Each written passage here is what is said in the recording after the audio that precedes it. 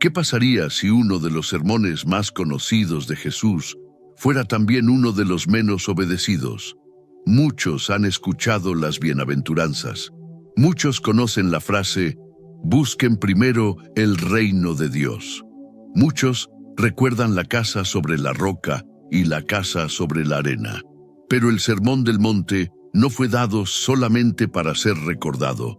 Fue dado para construir una vida nueva desde la raíz. Porque cuando Jesús subió al monte, se sentó y comenzó a enseñar, no estaba dando consejos religiosos para personas que querían sentirse mejor por un momento. Estaba revelando el corazón del reino de Dios, un reino donde los pobres en espíritu son llamados bienaventurados, donde los mansos heredan la tierra, donde la pureza no empieza en la apariencia, sino en el corazón, donde la oración no es espectáculo, sino intimidad con el Padre, donde el dinero no puede ocupar el lugar de Dios, donde la ansiedad es confrontada por la confianza, donde amar al enemigo no es una idea bonita, sino una señal de que el corazón del Padre está siendo formado en nosotros, y donde escuchar a Jesús no es suficiente si sus palabras no se convierten en fundamento. El Sermón del Monte empieza con bendición, pero termina con una tormenta. Empieza diciendo quiénes son los bienaventurados, pero termina preguntando sobre qué estás construyendo tu vida. Porque tarde o temprano, la lluvia cae, los vientos soplan, los ríos golpean, y en ese momento no se revela solamente lo que escuchamos, se revela el fundamento sobre el cual vivimos. Por eso este mensaje no es solo para estudiar Mateo 5, 6 y 7, es para examinar el corazón, para revisar nuestras prioridades, para confrontar nuestra manera de amar, perdonar, orar, dar, confiar, obedecer y seguir a Dios. En este video vamos a recorrer 28 enseñanzas de Jesús en el Sermón del Monte, no como una lista rápida de ideas bonitas, sino como un camino espiritual para construir una vida nueva, una vida que no dependa del aplauso, una vida que no sea gobernada por el miedo, una vida que no viva esclava del dinero, de la apariencia, del orgullo o de la ansiedad, una vida que aprenda a amar como el Padre ama, a buscar primero el reino, a obedecer cuando nadie está mirando y a permanecer firme cuando llegue la tormenta. Antes de comenzar, quiero hacerte una pregunta. ¿Qué enseñanza del Sermón del Monte ha marcado más tu vida? Escríbela en los comentarios. Tal vez fue, bienaventurados los pobres en espíritu. Tal vez, busquen primero el reino de Dios. Tal vez, no juzguen. Tal vez, amen a sus enemigos. O tal vez la imagen final de la casa construida sobre la roca. Escríbela abajo, porque tu respuesta puede recordarle a otra persona una palabra de Jesús que también necesita volver a escuchar. Ahora abre tu corazón, porque si escuchamos estas palabras de verdad, no saldremos iguales. Jesús no predicó este sermón para que lo admiremos desde lejos. Lo predicó para que construyamos sobre él. Y todo comienza con la primera gran inversión del reino. Dios llama bienaventurados a personas que el mundo muchas veces ni siquiera considera importantes.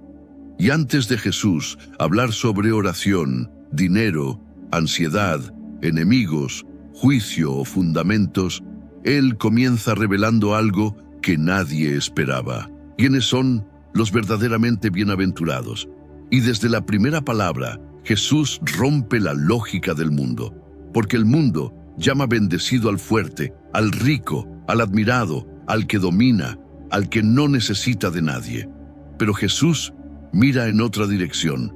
Él mira al humilde, al quebrantado, al manso, al que tiene hambre de justicia, y nos muestra que la vida nueva no comienza cuando aparentamos tenerlo todo. Comienza cuando dejamos de fingir delante de Dios. Enseñanza 1. Los pobres en espíritu. La vida nueva empieza con manos vacías. Jesús dijo, bienaventurados los pobres en espíritu, porque de ellos es el reino de los cielos. Esta es la puerta de entrada al Sermón del Monte, y también es la puerta de entrada a una vida nueva. Ser pobre en espíritu no significa odiarse a uno mismo, no significa vivir sin valor, significa reconocer la verdad más profunda del alma. Delante de Dios no venimos llenos de méritos, venimos necesitados de gracia. El pobre en espíritu es quien dejó de presentarse ante Dios con trofeos en las manos. No dice, mira todo lo que hice. No dice, mira por qué merezco. No dice, mira por qué soy mejor que otros. Simplemente se acerca con manos vacías y un corazón honesto. Y Jesús dice que el reino pertenece a personas así, no a los que creen que no necesitan nada, sino a los que saben que necesitan a Dios para todo. Por eso, la vida nueva empieza aquí, cuando dejamos de aparentar fortaleza espiritual y reconocemos nuestra pobreza delante del Padre. Porque solo las manos vacías pueden recibir el reino, y cuando el corazón se vuelve honesto ante Dios, también aprende a llorar por lo que antes ignoraba. Enseñanza 2. Los que lloran. El dolor que Dios no desperdicia. Jesús continuó diciendo, bienaventurados los que lloran, porque ellos recibirán consolación. Esto no es una frase superficial para decir que todo estará bien. Jesús está hablando de un llanto profundo, el llanto de quien ve el pecado y ya no lo celebra, el llanto de quien reconoce su quebranto, el llanto de quien sufre por la injusticia, por la distancia de Dios, por un mundo roto, por un corazón que necesita ser restaurado. El mundo muchas veces nos enseña a esconder las lágrimas, a parecer fuertes, a no mostrar dolor, a seguir funcionando aunque el alma esté cansada. Pero Jesús no llama bienaventurados a los insensibles, llama bienaventurados a los que todavía pueden llorar delante de Dios, porque hay lágrimas que no son señal de derrota, son señal de que el corazón sigue vivo, y Jesús promete consolación, no una consolación vacía, no una distracción pasajera, sino la presencia del Padre entrando en el lugar donde el alma duele. Dios no desperdicia el dolor que llevas a sus manos. Él puede transformar lágrimas en arrepentimiento, heridas en compasión, quebranto en profundidad. Y el corazón que es consolado por Dios ya no necesita dominar a otros para sentirse fuerte.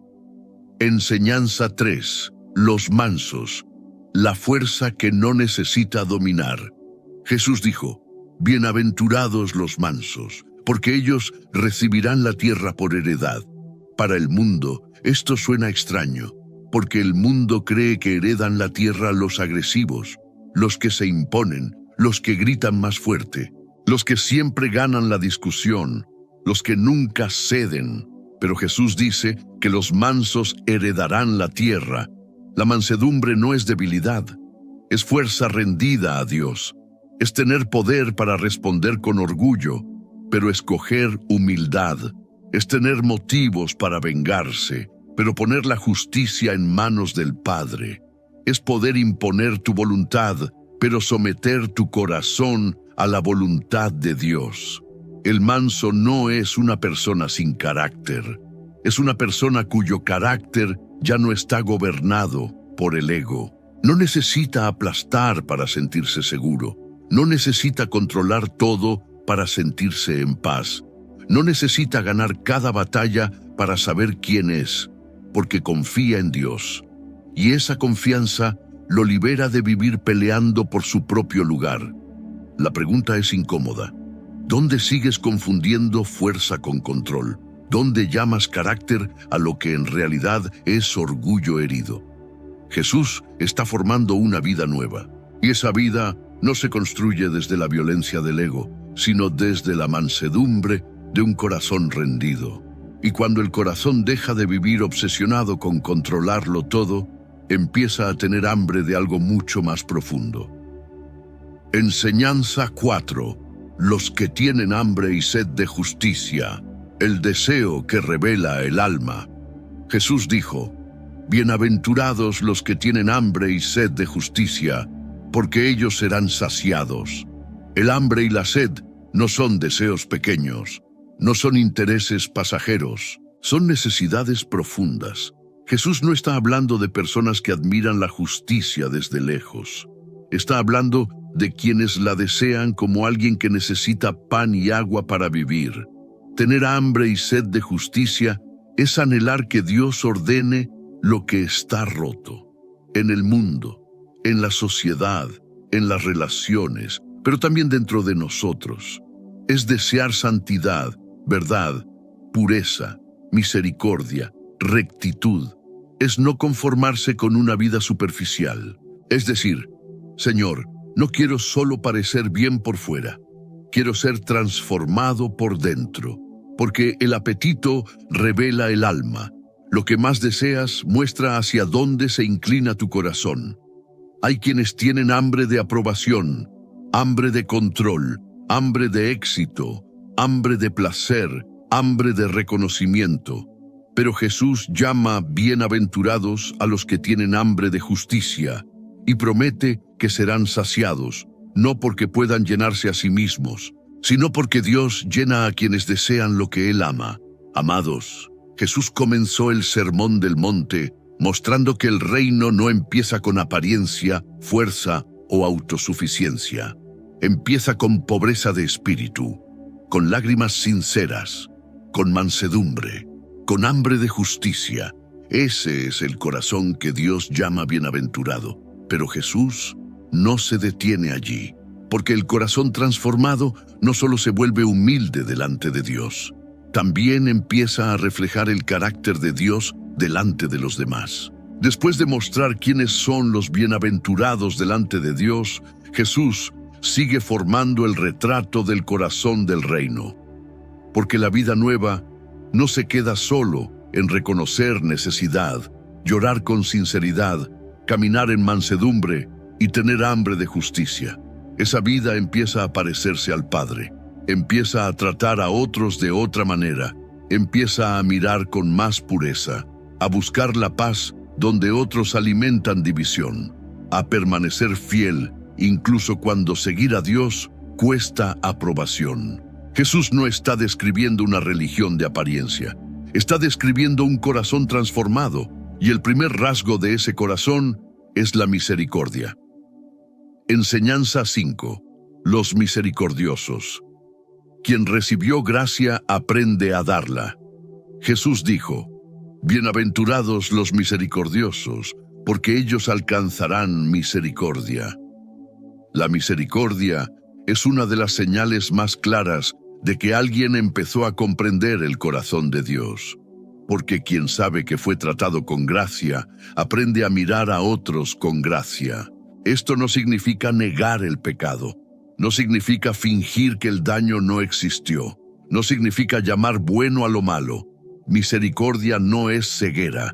Misericordia es negarse a reducir a una persona a su peor momento.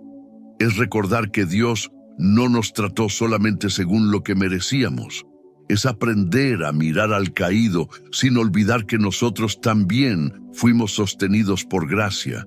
El corazón religioso exige misericordia para sí mismo y juicio para todos los demás. Pero el corazón del reino recuerda cuánto recibió, y por eso no puede vivir cerrando la puerta que Dios le abrió. La pregunta es incómoda. ¿A quién estás midiendo solo por su caída? ¿A quién le estás negando la compasión que tú mismo necesitaste tantas veces? Jesús forma una vida nueva, haciendo que la misericordia recibida se convierta en misericordia entregada. Pero esa misericordia necesita nacer de un corazón que está siendo purificado delante de Dios. Enseñanza 6. Los limpios de corazón. Ver a Dios empieza en lo secreto. Jesús dijo: Bienaventurados los de limpio corazón, porque ellos verán a Dios. Esta enseñanza va mucho más allá de una apariencia moral. Jesús no está hablando solamente de una vida que se ve correcta por fuera. Está hablando de un corazón sin doblez, un corazón que ya no quiere vivir dividido. un corazón que deja de esconder ídolos detrás de palabras religiosas. La pureza del corazón no significa que la persona nunca sea tentada, no significa que nunca tenga luchas, significa que su deseo más profundo ya no quiere pertenecer a dos reinos al mismo tiempo. Quiere a Dios, quiere su verdad, quiere su luz entrando incluso en los lugares que antes prefería ocultar. Porque muchas veces lo que nos impide ver a Dios no es falta de información, es un corazón nublado por deseos mezclados. Decimos que buscamos a Dios, pero protegemos algo que nos aleja de Él. Pedimos dirección, pero no queremos soltar el control. Queremos intimidad, pero seguimos alimentando secretos. Jesús promete que los limpios de corazón verán a Dios. Porque cuando el corazón deja de vivir dividido, la mirada se vuelve clara, y un corazón que empieza a ver a Dios también empieza a llevar su paz a lugares rotos. Enseñanza 7. Los pacificadores. Construir paz en un mundo dividido. Jesús dijo: bienaventurados los pacificadores, porque ellos serán llamados hijos de Dios. No dijo simplemente, bienaventurados los que evitan problemas. Y dijo pacificadores, personas que construyen paz. Porque la paz del reino no es silencio falso, no es esconder la verdad, no es fingir que nada pasó. La paz verdadera requiere humildad, verdad, perdón y valentía. El mundo sabe producir bandos, sabe alimentar sospecha, sabe multiplicar ofensas, sabe convertir cada diferencia en guerra, pero los hijos de Dios son llamados a otra manera de vivir, no para ignorar la injusticia, no para aceptar la mentira, sino para entrar en los conflictos con un espíritu diferente. El pacificador no alimenta incendios, no disfruta ver personas divididas, no usa palabras como armas para destruir. Busca restaurar lo que puede ser restaurado. Ora antes de reaccionar. Escucha antes de condenar. Habla verdad sin abandonar el amor. Y en un mundo donde muchos quieren ganar discusiones, Jesús llama bienaventurados a quienes ayudan a sanar relaciones. La pregunta es directa. ¿Eres una persona que apaga incendios o que los alimenta? ¿Tu presencia trae más paz o más división? El corazón que se parece al Padre no solo recibe paz, también se convierte en instrumento de paz. Pero Jesús advierte que vivir así no siempre será celebrado. Enseñanza 8. Los perseguidos por causa de la justicia. Cuando vivir para Dios te hace diferente. Jesús dijo: bienaventurados los que padecen persecución por causa de la justicia, porque de ellos es el reino de los cielos. Esto es sorprendente, porque después de hablar de misericordia, pureza y paz, podríamos imaginar que todos aplaudirán a quienes viven así. Pero Jesús dice lo contrario. A veces, vivir para Dios te hará diferente, y esa diferencia puede incomodar. La luz incomoda a quienes aman la oscuridad. La verdad incomoda a quienes prefieren la mentira. La pureza incomoda a quienes normalizaron el pecado. La mansedumbre incomoda a quienes viven por orgullo. La justicia incomoda a quienes se benefician de la injusticia. Pero Jesús no está hablando de sufrir por ser imprudentes, ásperos, orgullosos o religiosos sin amor. Está hablando de sufrir por causa de la justicia, por pertenecer al reino, por obedecer a Dios aunque sea más fácil mezclarse, por permanecer fiel aunque el mundo no entienda. El discípulo no vive buscando persecución, pero tampoco abandona la verdad para comprar aceptación, porque su recompensa no depende del aplauso de la tierra, depende del reino de los cielos. Y cuando Jesús termina de describir a los bienaventurados, nos deja con una imagen completa. Un corazón humilde, sensible al dolor, manso, hambriento de justicia, misericordioso, limpio, pacificador y fiel bajo presión. Ese es el tipo de vida que el reino empieza a formar. Pero ahora Jesús va más profundo todavía. Porque no basta parecer justo por fuera. La justicia del reino desciende hasta las raíces del corazón. Después de revelar el corazón, que Dios llama bienaventurado, Jesús comienza a mostrar que la vida nueva no puede quedarse en apariencia, porque es posible parecer correcto por fuera y seguir lejos por dentro. Es posible cumplir reglas visibles, pero esconder ira, desprecio, deseo desordenado, orgullo y relaciones rotas. Por eso Jesús no vino a construir una religión superficial. Vino a formar un corazón nuevo. Y antes de hablar de pecados visibles, nos muestra que la justicia del reino desciende hasta las raíces. Enseñanza 9. Jesús cumple la ley. La vida nueva no elimina la verdad, la lleva a su plenitud. Jesús dijo: no piensen que he venido para abolir la ley o los profetas. No he venido para abolir, sino para cumplir. Con esas palabras, Jesús dejó claro que no estaba descartando la palabra de Dios. No estaba comenzando una espiritualidad sin fundamento. No estaba diciendo que la obediencia ya no importaba. Al contrario, estaba revelando el verdadero propósito de la ley. Porque la ley nunca fue dada solo para producir personas que parecieran santas por fuera. Fue dada para revelar el corazón de Dios y conducirnos a una vida transformada. Los fariseos se enfocaban mucho en la apariencia externa, en lo visible, en lo medible, en lo que otros podían observar. Pero Jesús va más profundo.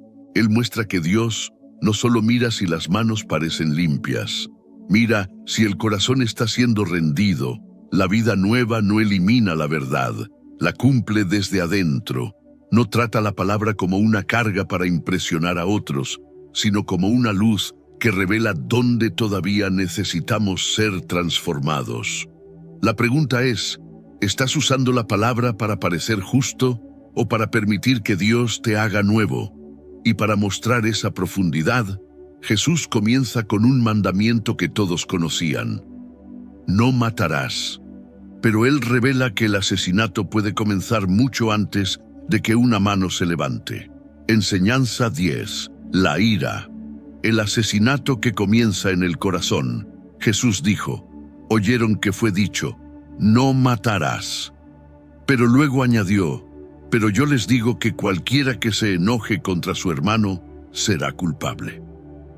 Con esto, Jesús no estaba diciendo que la ira y el asesinato sean exactamente lo mismo en sus consecuencias externas. Estaba mostrando que ambos pueden nacer de una misma raíz, un corazón que desprecia al otro.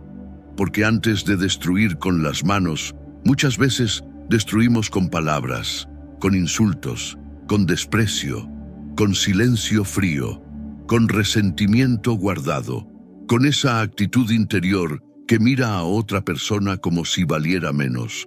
Jesús no solo quiere evitar que hagamos daño visible, quiere sanar la raíz que produce el daño, porque el reino no forma personas que simplemente controlan sus manos, mientras el corazón arde de odio.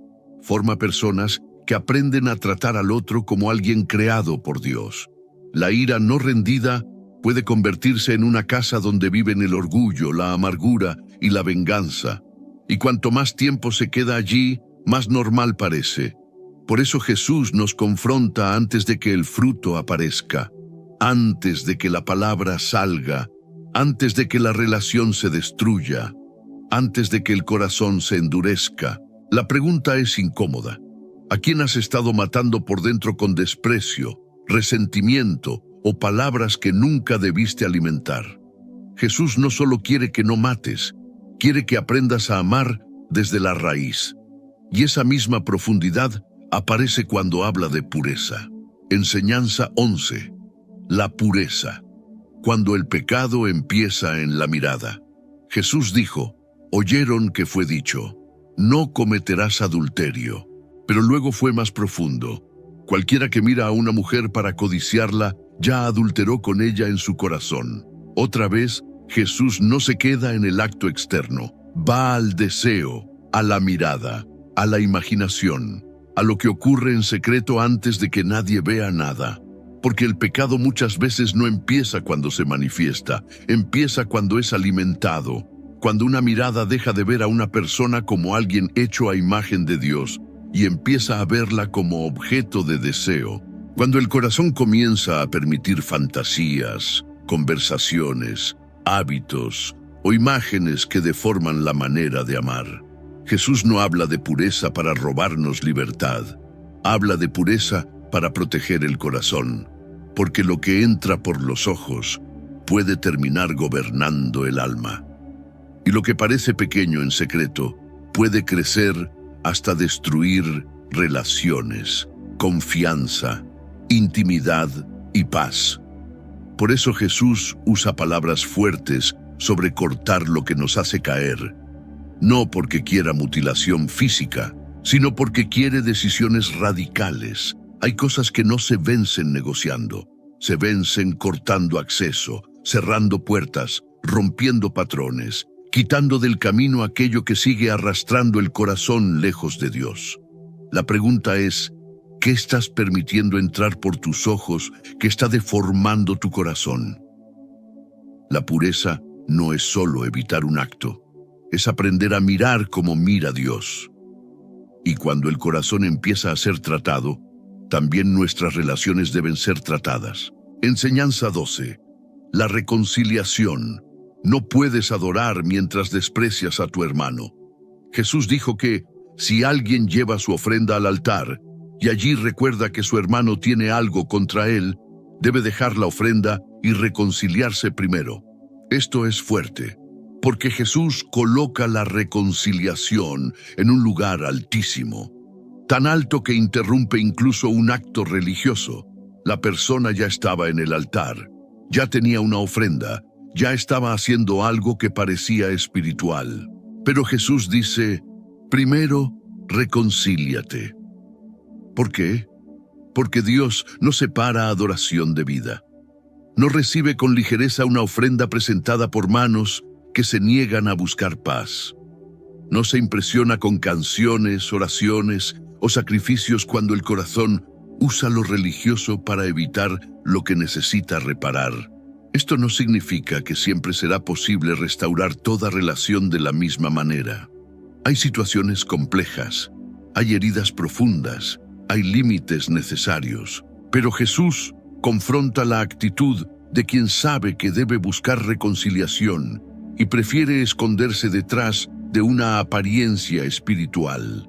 A veces el altar se vuelve más cómodo que la conversación pendiente, la oración más cómoda que pedir perdón, el servicio más cómodo que enfrentar una relación quebrada. Pero la vida nueva no permite que adoremos a Dios mientras despreciamos al hermano. La pregunta es, ¿qué reconciliación has estado postergando mientras sigues actuando como si nada pasara? Jesús nos llama a una justicia más profunda, una justicia que no solo evita matar, sino que trata la ira, que no solo evita adulterar, sino que purifica la mirada, que no solo trae ofrendas, sino que busca paz, porque el reino no forma una santidad de fachada, forma un corazón rendido delante de Dios. Y una vez que Jesús nos muestra esta justicia más profunda, nos lleva a una de las enseñanzas más difíciles de todo el sermón, el amor que rompe el ciclo del odio. Después de mostrar que la justicia del reino llega hasta la raíz del corazón, Jesús toca una de las áreas más difíciles de rendir, la manera en que respondemos cuando somos heridos. Porque es fácil hablar de amor cuando nadie nos ofende. Es fácil hablar de misericordia cuando no hay un enemigo con nombre, rostro e historia. Pero Jesús no vino a formar discípulos que solo aman cuando es conveniente. Él vino a formar un pueblo que no responde al mal con el mismo espíritu del mal. Y por eso sus palabras ahora nos llevan al lugar donde el orgullo quiere defenderse, la herida quiere vengarse y el corazón necesita parecerse al Padre. Enseñanza 13. La otra mejilla, no responder al mal con el mismo espíritu. Jesús dijo, Al que te hiera en la mejilla derecha, vuélvele también la otra. Esta es una de las frases más malentendidas del Sermón del Monte. Jesús no está diciendo que el abuso sea correcto. No está diciendo que el mal no importa. No está enseñando a permanecer en peligro ni a llamar paz a la destrucción. Está confrontando algo más profundo, el impulso de devolver humillación con humillación, golpe con golpe, odio con odio, vergüenza con vergüenza. En el reino, el discípulo no permite que la ofensa determine su espíritu. No deja que la herida lo convierta en una copia de quien lo hirió. Eso requiere una fuerza que el mundo no entiende, porque cualquiera puede reaccionar desde la carne. Cualquiera puede devolver el insulto. Cualquiera puede buscar venganza. Pero solo un corazón rendido a Dios puede decir: no voy a responder desde el mismo lugar oscuro. La otra mejilla no es debilidad, es libertad. Es mostrar que el mal que recibiste no tendrá la última palabra sobre quién te estás convirtiendo. La pregunta es: ¿quién está gobernando tu respuesta, Cristo o la herida? Y Jesús no se detiene allí. No solo nos llama a no vengarnos, nos llama a caminar más lejos de lo que la obligación exige. Enseñanza 14. La segunda milla. Hacer más de lo que el mundo espera. Jesús dijo: a cualquiera que te obligue a llevar carga por 1 milla, ve con él 2. En aquel contexto, un soldado romano podía obligar a alguien a cargar algo por una distancia determinada. Era humillante, era injusto, era una muestra de poder. Pero Jesús introduce una respuesta inesperada. No solo camines la milla obligada, camina una segunda. La primera milla te fue impuesta. La segunda revela que tu corazón no está preso del resentimiento. Eso no significa amar la injusticia. Significa que, incluso bajo presión, el discípulo conserva una libertad interior que el opresor no puede controlar. La segunda milla transforma una obligación amarga en un testimonio del reino. El mundo espera que reacciones con rabia. Jesús forma un corazón capaz de responder con una libertad que desarma. Porque cuando haces solo lo obligatorio, el poder sigue perteneciendo a quien te obligó. Pero cuando decides caminar la segunda milla por amor a Dios, recuperas algo que nadie puede quitarte: tu obediencia voluntaria. La pregunta es: ¿dónde puedes transformar una carga amarga en una oportunidad para mostrar otro espíritu? Y entonces Jesús llega al punto más difícil. No solo habla del que te obliga, habla del enemigo. Enseñanza 15. Amar a los enemigos, parecerse al Padre cuando más cuesta. Jesús dijo: amen a sus enemigos y oren por los que los persiguen. Esta enseñanza no suena difícil hasta que el enemigo tiene nombre, hasta que recuerdas lo que dijo, lo que hizo, lo que destruyó, lo que nunca pidió perdón. Entonces, amar al enemigo deja de parecer una frase bonita y se convierte en una cruz para el corazón. Pero Jesús no está pidiendo que llamemos bueno al mal. No está negando la justicia. No está diciendo que no pongamos límites donde son necesarios. Está llamándonos a algo más profundo. No dejar que el odio se reproduzca dentro de nosotros. Porque el odio quiere multiplicarse. Alguien te hiere y ahora tú quieres herir. Alguien te humilla y ahora tú quieres humillar. Alguien te maldice y ahora tú quieres maldecir. Pero Jesús rompe el ciclo. Dice: ora. No porque la otra persona lo merezca, sino porque tú perteneces al Padre. Y el Padre hace salir el sol sobre malos y buenos. Hace llover sobre justos e injustos. Su amor no es reactivo, es redentor. Amar al enemigo no significa sentir cariño inmediato. A veces empieza con una oración quebrada. Señor, no quiero odiar como me odiaron.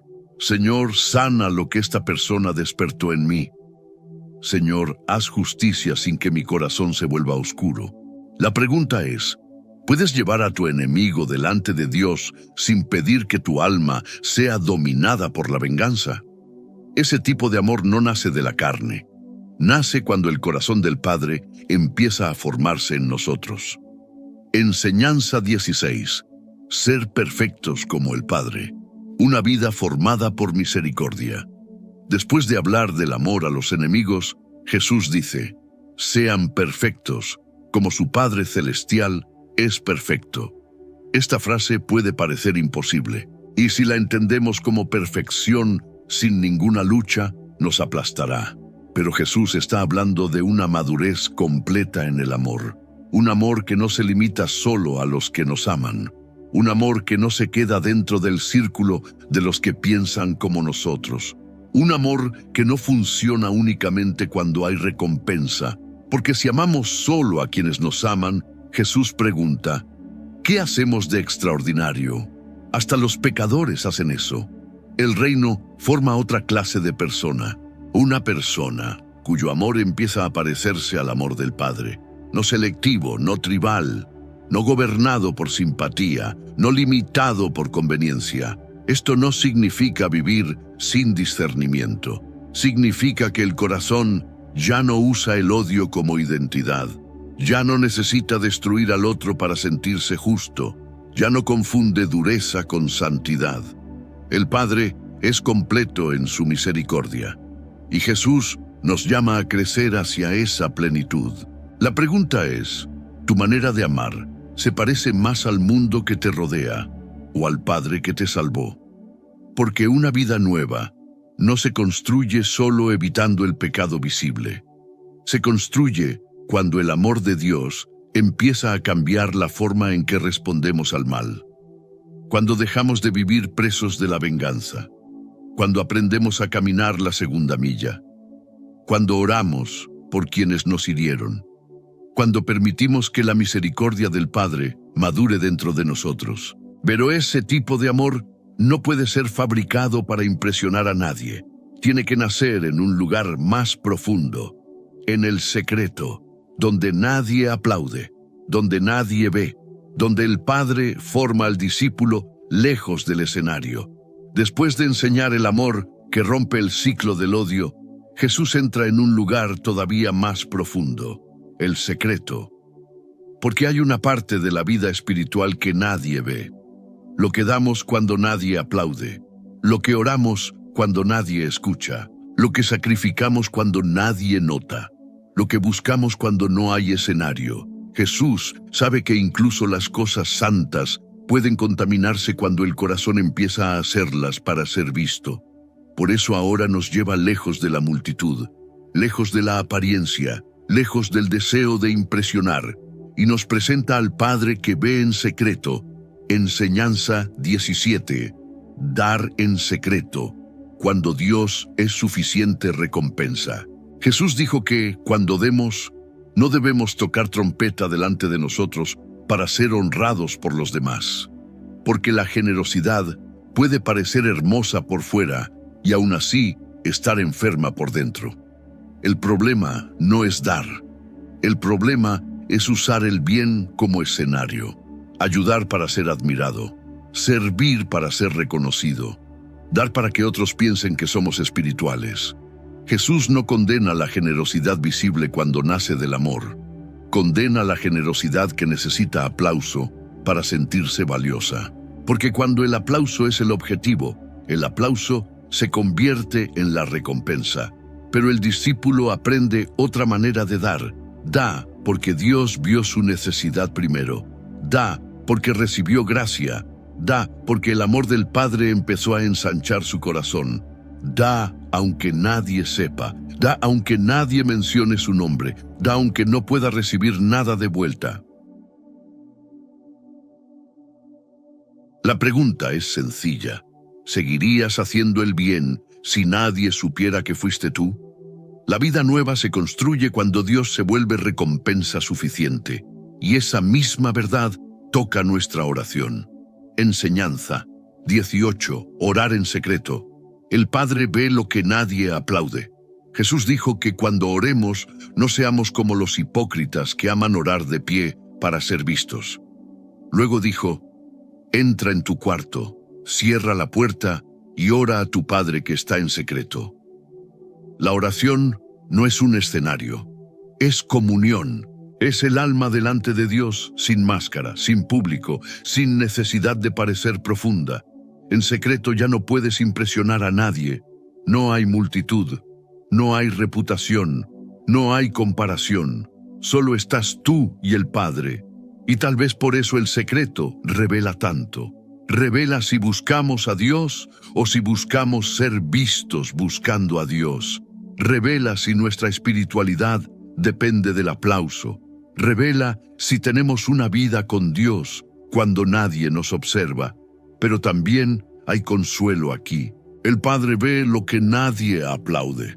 Ve las lágrimas que escondiste. Ve las oraciones que apenas pudiste pronunciar. Ve las batallas que no publicaste. Ve la fidelidad silenciosa. Y lo que el Padre ve en secreto no es olvidado en el cielo. La pregunta es, ¿tu oración busca a Dios o busca construir una imagen espiritual? Y después de llamarnos al secreto, Jesús nos enseña una oración que reordena toda la vida. Enseñanza 19. El Padre Nuestro. Una oración que reordena toda la vida. Jesús dijo, ustedes pues oren así. Y entonces entregó una oración breve pero profunda. Padre nuestro que estás en los cielos. La oración comienza con identidad. No venimos primero como empleados, extraños o huérfanos. Venimos como hijos delante del Padre. Santificado sea tu nombre. Antes de nuestras necesidades está la gloria de Dios. Antes de pedir pan, pedimos que su nombre sea honrado. Venga tu reino, hágase tu voluntad. Esta frase no es poesía religiosa, es rendición. Es decir, Señor, no solo quiero que arregles mi vida, quiero que reines sobre ella. Luego Jesús nos enseña a pedir el pan de cada día, no una vida controlada por ansiedad futura, no acumulación para sentirnos invencibles. Pan diario, dependencia diaria. Después nos enseña a pedir perdón y a perdonar, porque nadie puede vivir en el reino recibiendo misericordia y negándose siempre a entregarla. Y finalmente nos enseña a pedir dirección y liberación del mal, porque la vida espiritual es real, la tentación es real, la batalla es real. Esta oración toca todo: Dios, el reino, la voluntad, el pan, el perdón, la tentación y la dependencia. La pregunta es, ¿tu vida está ordenada alrededor del reino o alrededor de tus propios deseos? Y aún las disciplinas más profundas, como el ayuno, deben permanecer libres del deseo de espectáculo. Enseñanza 20. Ayunar en secreto. Espiritualidad sin espectáculo.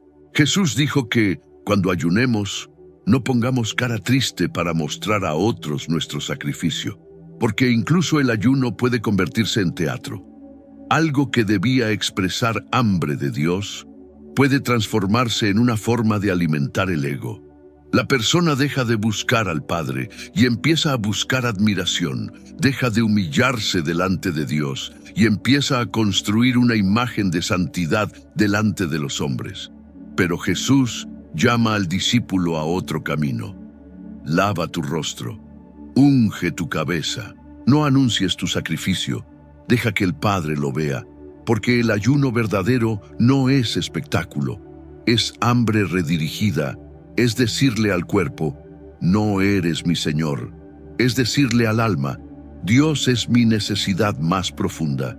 Es recordarle al corazón que no vive solo de pan, sino de toda palabra que sale de la boca de Dios. Y cuando esa disciplina se hace en secreto, sin aplauso, sin escenario, sin necesidad de aprobación, se vuelve un lugar de libertad. La pregunta es, ¿qué parte de tu espiritualidad necesita volver al secreto? Tal vez Dios quiere rescatar tu oración del ruido, tu generosidad de la necesidad de reconocimiento, tu sacrificio del deseo de ser visto, porque una vida nueva no se construye solamente con actos correctos, Se construye con motivos purificados delante del Padre. Y cuando el secreto empieza a ser sanado, también se revela otra área profunda del corazón. Lo que atesoramos, lo que tememos y lo que buscamos primero. Después de hablar de la vida secreta del discípulo, Jesús toca una de las áreas más sensibles del corazón humano, lo que valoramos. Porque aquello que buscamos, protegemos y tememos perder, revela mucho más de nosotros de lo que imaginamos. El dinero puede parecer solo una herramienta. La preocupación puede parecer solo una reacción natural. El deseo de seguridad puede parecer algo inocente. Pero Jesús sabe que detrás de todo eso hay una pregunta más profunda. ¿Quién gobierna realmente tu corazón? Por eso ahora nos habla de tesoros, señores, pájaros, flores y ansiedad, no para condenar nuestras necesidades, sino para enseñarnos a buscar primero el reino. Enseñanza 21, tesoros en el cielo, invertir en lo que no se pierde. Jesús dijo, no acumulen para ustedes tesoros en la tierra, donde la polilla y el óxido destruyen, y donde los ladrones entran y roban. Con estas palabras, Jesús no está diciendo que todo lo material sea malo. Está diciendo que todo lo terrenal es frágil. Lo que hoy parece seguro mañana puede desaparecer. La riqueza puede perderse. La salud puede cambiar. La reputación puede caer. Las posesiones pueden romperse. Los planes pueden ser interrumpidos. Y si construimos toda nuestra vida sobre algo que puede ser destruido, tarde o temprano, el corazón vivirá con miedo. Por eso Jesús dice, acumulen tesoros en el cielo. Hay cosas que no se pierden cuando la tierra tiembla. La obediencia, la generosidad, la misericordia, la fidelidad, el amor dado en nombre de Cristo. Lo que hacemos para Dios no se oxida. Lo que entregamos por amor no desaparece. Lo que sembramos en el reino no puede ser robado por ladrones. La pregunta es, ¿estás acumulando algo que no podrá sostenerte en la eternidad? Una vida nueva aprende a invertir en lo que permanece.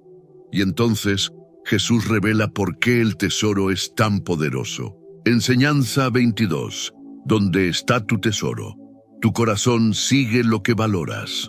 Jesús dijo, donde esté tu tesoro, allí estará también tu corazón. Esta frase es profunda porque muestra que el corazón no solo dirige nuestras decisiones, también es dirigido por ellas. Aquello en lo que inviertes tu tiempo empieza a capturar tu afecto. Aquello en lo que gastas tu energía empieza a ocupar tu mente. Aquello que proteges con más fuerza empieza a mostrar lo que realmente amas. El tesoro abre camino y el corazón lo sigue. Por eso no basta decir, Dios es lo primero. La pregunta es si nuestro tesoro confirma esa afirmación. ¿Qué recibe lo mejor de nuestra atención? ¿Qué domina nuestras conversaciones? ¿Qué nos quita la paz cuando parece amenazado? ¿Qué sacrificamos con facilidad y qué jamás queremos soltar? Jesús no está buscando quitarnos alegría.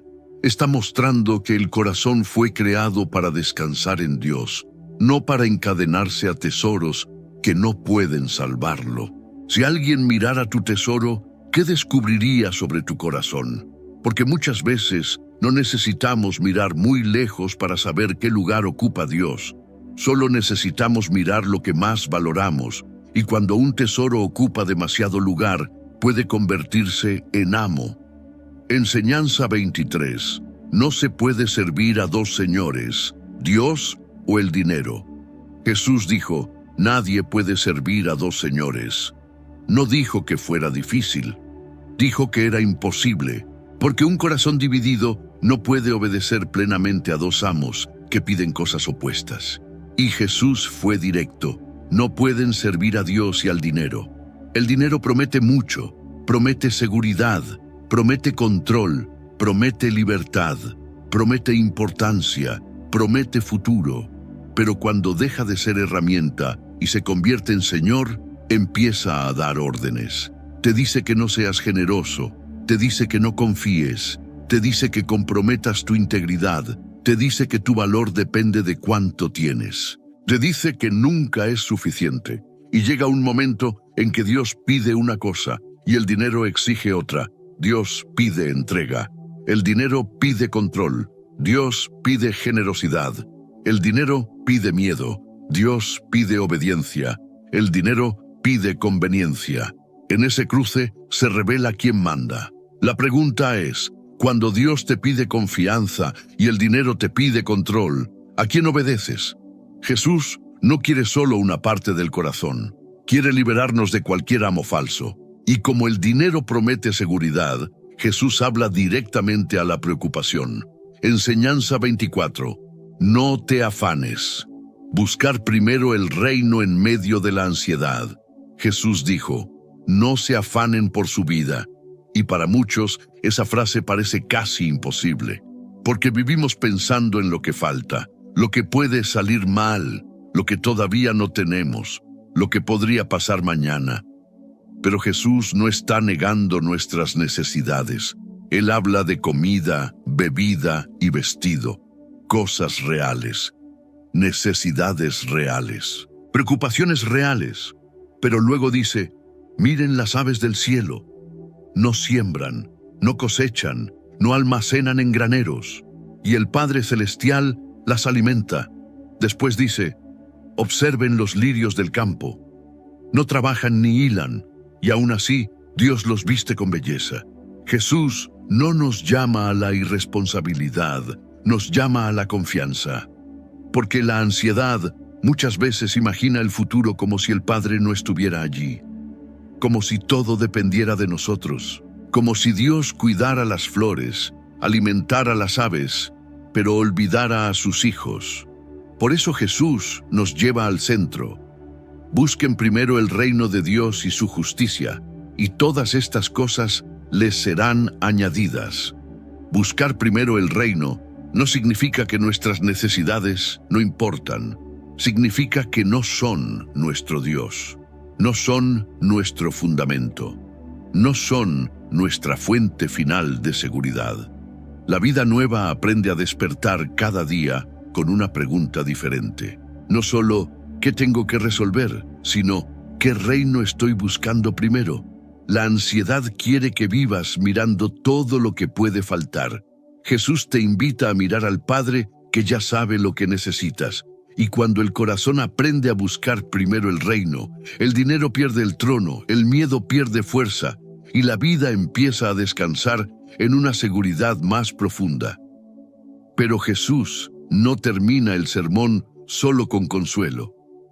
Ahora nos lleva hacia una decisión final, porque no todo camino conduce a la vida, no todo fruto viene de una raíz buena, no toda palabra religiosa nace de obediencia, y no toda casa está construida sobre la roca. Después de hablar del tesoro, la ansiedad y el corazón dividido, Jesús lleva el Sermón del Monte hacia una decisión, porque sus palabras no fueron dadas solo para ser escuchadas, fueron dadas para ser obedecidas.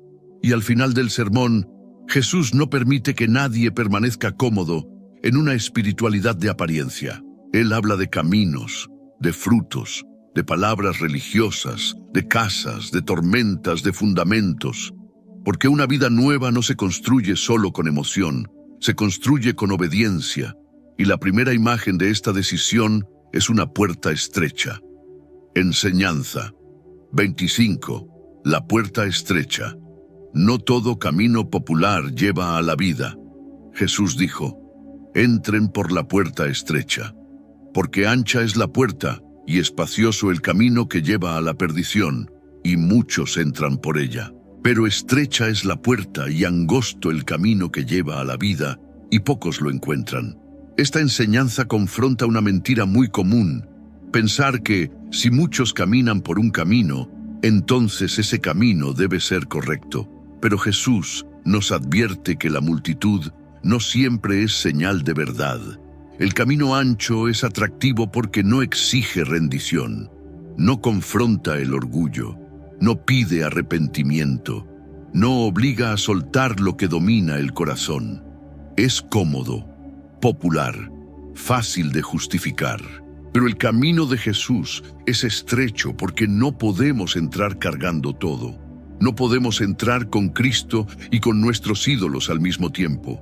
No podemos seguir al reino mientras seguimos gobernados por el ego. La puerta estrecha no es estrecha porque Dios no quiera salvar. Es estrecha porque solo se cruza con humildad. La pregunta es, ¿estás midiendo la verdad por la multitud o por la voz de Cristo? Porque una vida nueva no se construye siguiendo simplemente el camino más transitado. Se construye entrando por la puerta que Jesús señaló. Pero Jesús también advierte que no todos los que parecen estar en el camino producen fruto verdadero. Enseñanza 26. El árbol y sus frutos. La vida revela la raíz. Jesús dijo que debemos cuidarnos de los falsos profetas que vienen vestidos de ovejas, pero por dentro son lobos rapaces. Y luego dijo, por sus frutos los conocerán. Esta enseñanza es necesaria porque la apariencia puede engañar. Las palabras pueden sonar espirituales, la imagen puede parecer correcta, la voz puede parecer convincente, pero el fruto revela la raíz. Un árbol bueno no produce fruto malo como patrón de vida, y un árbol malo no puede producir fruto bueno solo por apariencia. Jesús no está hablando de perfección sin lucha. El discípulo verdadero también falla, se arrepiente y necesita gracia. Pero hay una diferencia entre una caída que lleva al arrepentimiento y un fruto constante que revela una raíz enferma. El fruto aparece en la manera en que alguien trata a los demás, en cómo responde cuando es confrontado, en qué busca cuando nadie lo ve, en cómo usa el poder, en qué produce su vida alrededor.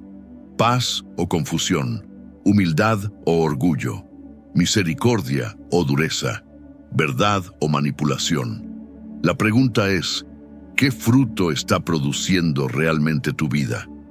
No solo qué dices creer, no solo qué imagen proyectas, qué está creciendo desde la raíz.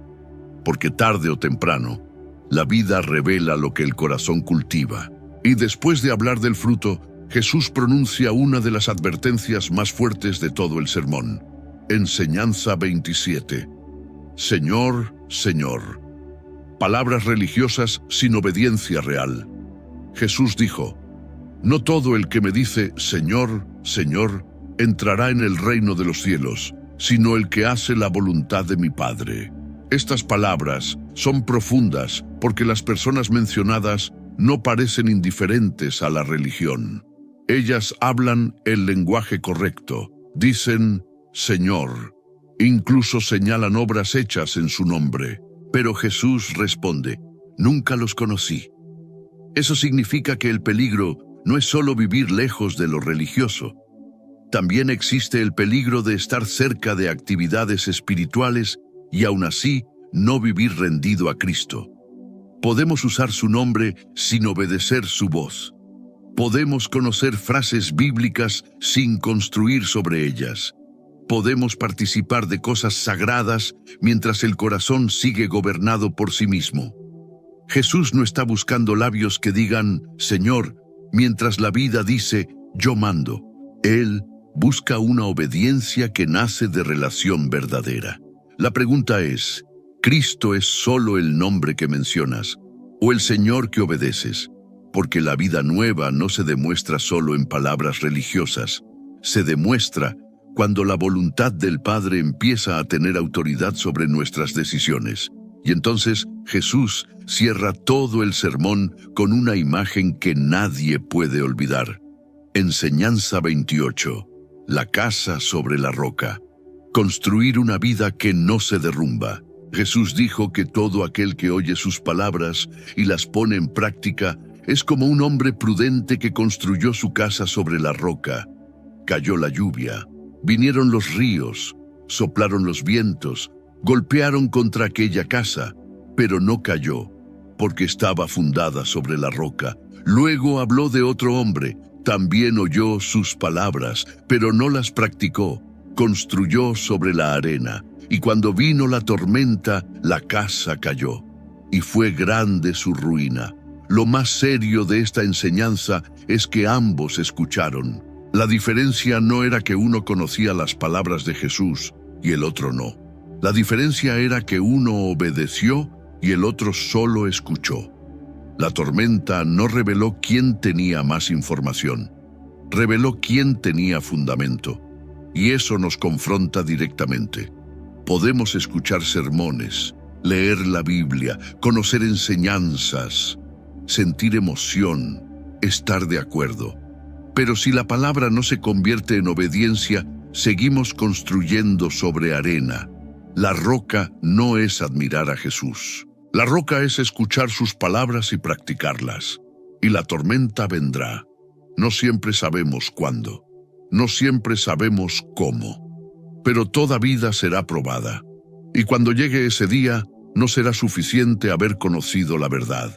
Será necesario haber construido sobre ella. La pregunta final es, ¿estás admirando las palabras de Jesús o construyendo tu vida sobre ellas? Porque el sermón del monte comienza con bienaventuranza, pero termina con fundamento.